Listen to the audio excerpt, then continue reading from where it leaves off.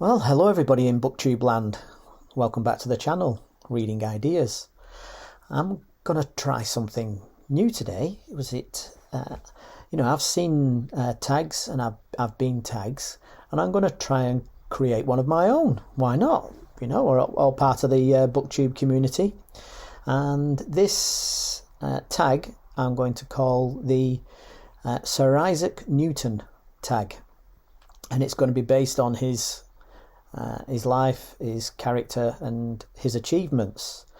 A very, very interesting character, absolute genius, one of the most famous Englishmen, or Great Britons if you prefer. Absolute genius. But he was a bit of a character.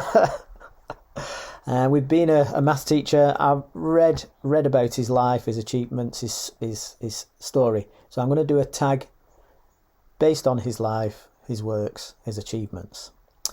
Okay, now I think it was about 3 months before he was born, his father died. His mother remarried when he was 2 years old, and he was packed off into the next village to live with his grandmother, and his mother stayed with his stepfather, had 3 other children. So yeah, he had some interesting characteristics, and some of it could be traced to that. So the first part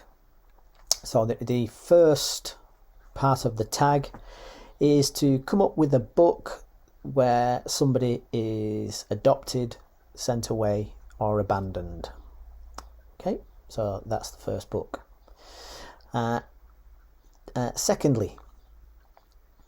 Second part of the tag. He was a very precocious child, and he was fascinated by windmills and by sundials. And a first hint of his genius, there's quite a few. A hint of his genius is that he would create sundial in every room that he was in. So he would get a little piece of wood and tap it into like a window frame, and then put marks so that when the sunlight came into any room, he could tell what time it was in whatever room it was in. And I think he used to annoy the servants with all this kind of stuff. So the second book to link is any book with the use or the measurement of time, where time is an important factor in the book. Third book coming up. During the night of the Great Storm, when Oliver Cromwell died, so there was a great storm across England, a bit of a portent if you wish. He was out in that storm. He'd been sent out to make sure that the barn doors were closed. And again, his brain, his talent, he had the idea of testing the strength of the wind by running as fast as he could and doing a long jump, firstly into the wind, and then turning round and doing a long jump with the wind behind him, and looking at the differences between how far he could go into the wind and how far he could go with the wind behind him. What a genius! Unfortunately, while he was messing around, the barn doors got blown off. So the third book to link to this tag is any book where the character has to go through a test of strength. So the third element is a test of strength. Any book with a test of strength.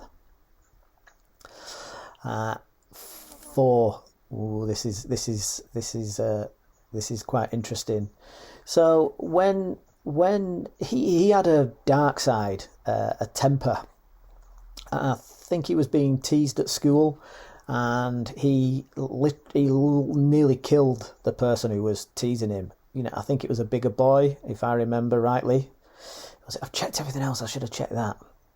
I'll check it. But he nearly killed the guy. He absolutely lost it.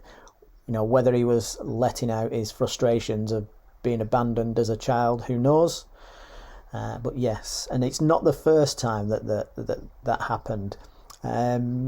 Wait, was it he did a list of his? Was it a lot of his stuff is written down. Was it so? It's as revealed by this entry in a list of sins committed up to the age of 19. Threatening my father and mother Smith to burn them and the house over them. So he dreamed of burning them in the house. Naughty Isaac.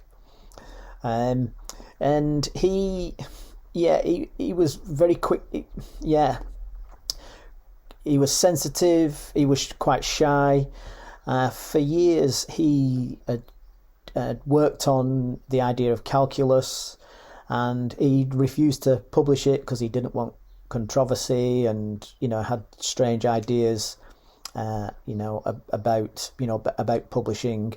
But word had got backwards and forwards. He'd worked with somebody, and word had got backwards and forwards to Leibniz, who was also working on it. And then word got back to Newton that Leibniz was working on the area that he'd been working on. So then there was a race to who'd be published first, and Newton spent years trying to get the reputation of Leibniz destroyed, that he'd created calculus and Leibniz hadn't, and what have you. So he was quite vicious in that. But one of the favourite, it's nice characteristics, but one of my favourite quotes in this area is that later on in life, when he was being praised, he said the following: "If I have seen further, it is by standing on the shoulders of giants." And everybody thought, "Oh, that's so kind." All his achievements he's putting down to other. He's only seen a little bit further, but there's been other great people before him. But it could have also been a dig at what somebody else who he fell out a lot with the scientific society that they were all in, a guy called Hooke, who'd done lots of astronomical measurements, and Newton needed his data and Hooke wasn't forgiving it, so there was a big fallout or something. And basically there's a long-running feud between him and this guy called Hooke, who was very small. So people think that he could have having a bit of a dig. So it's, all these people have helped me, but not you. That little guy over there. So yeah, I find that that's quite funny that he perhaps was so petty to have a little hidden dig in there when he's everyone's, oh, how nice. So just interesting. So the fourth one, a book with a character with a dark side or a temper. Right, on to the fifth one. Oops.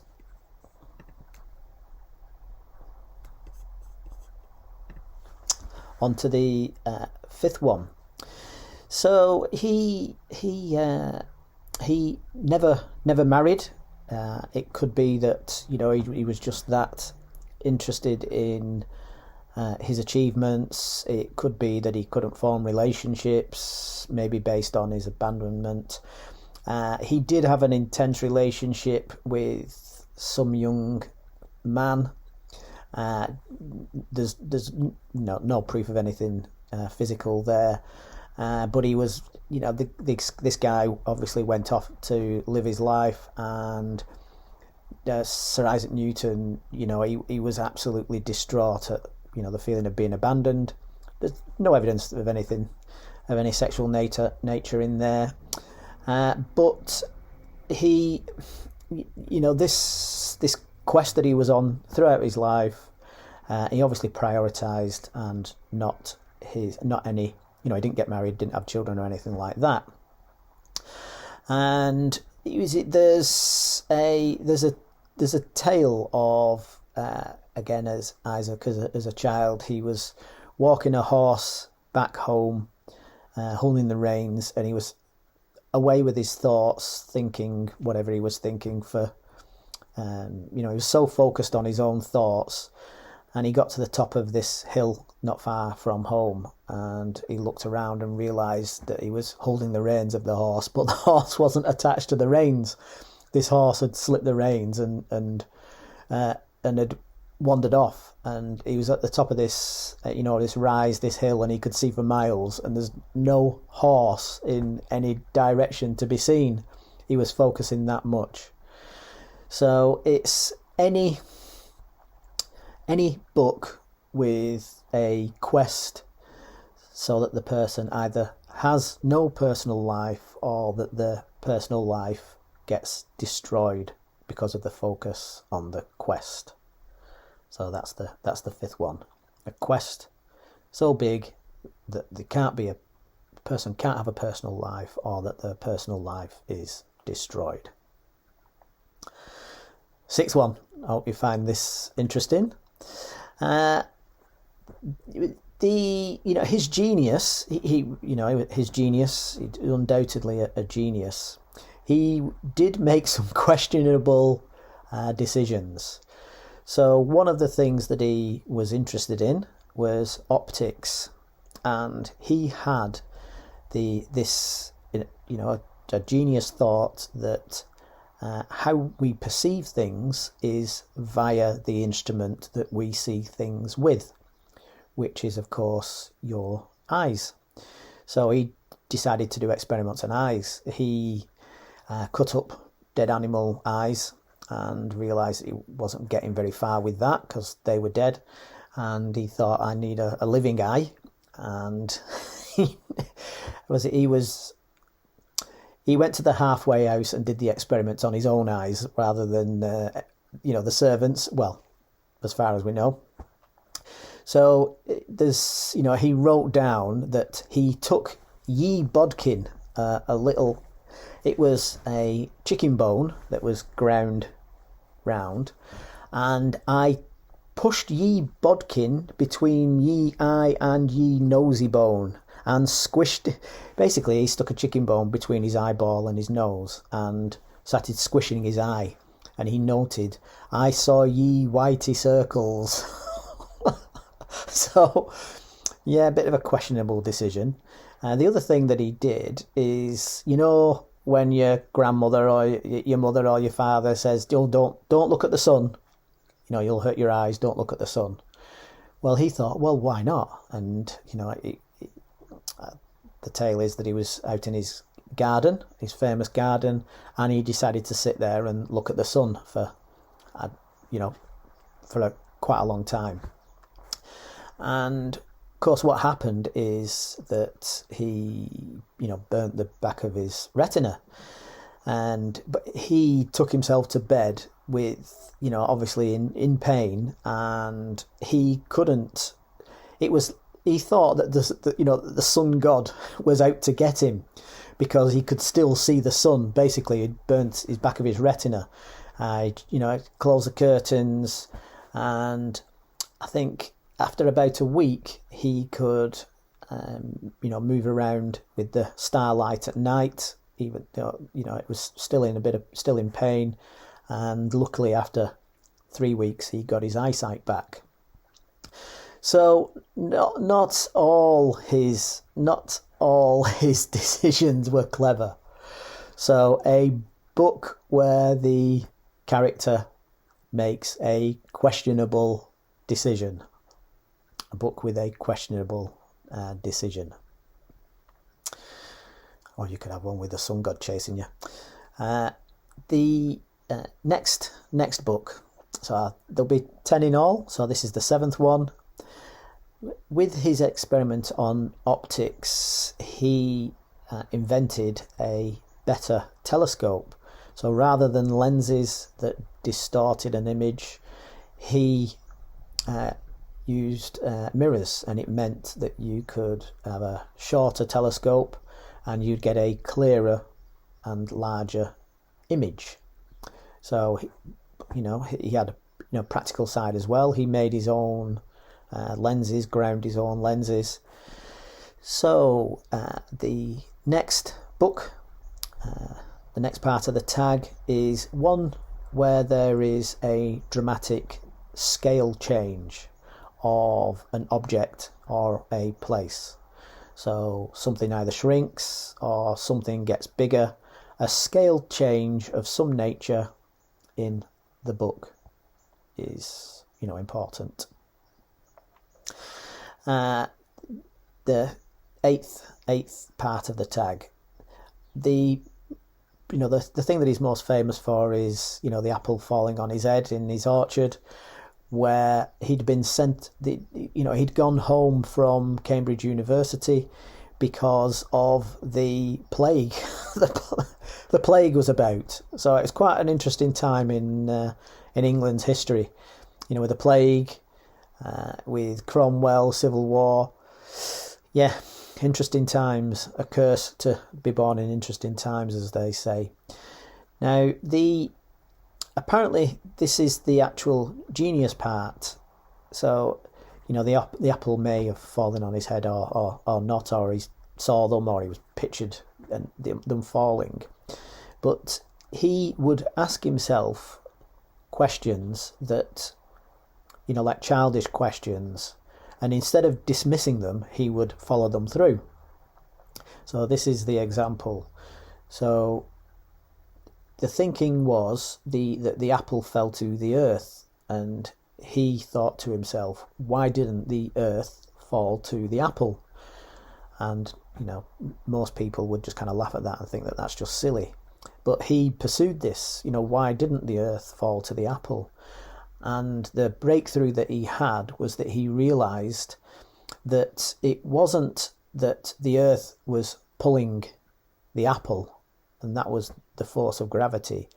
It's that there was an equal force between the two objects, that the earth is pulling on the apple and the apple is pulling on the earth.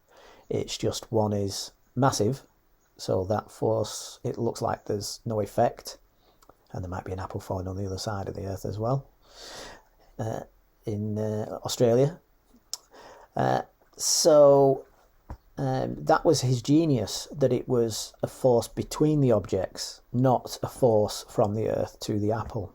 And then that was his breakthrough in kind of going through that. Right, so that's the inspiration. So the 8th book is with something falling, someone falling, a fall of some nature, or something else to do with the nature of gravity. So character falls, takes a fall, falling, or something else to do with gravity. Can't do Newton without gravity. And the ninth book, hope you're still with us.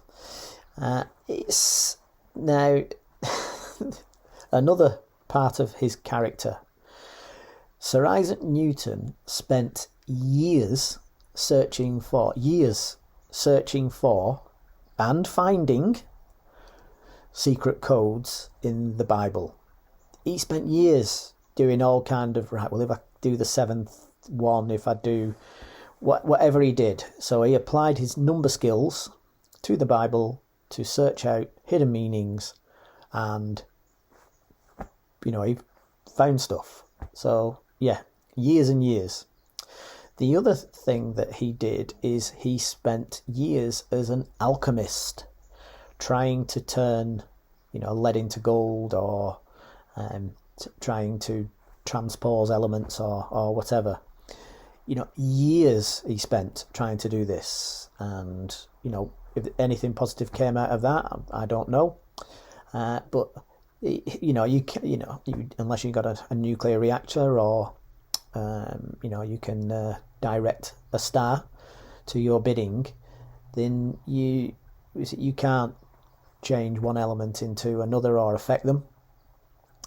So it was, it was rather a long time, years and years over something that, you were never going to change lead into gold. And when he died, they found, they did an autopsy, and they found that his body was riddled with mercury, and he was probably suffering from mercury poisoning. And they said that, that could be part of why he was a bit irascible and a bit grumpy, but he probably always was. So, yeah.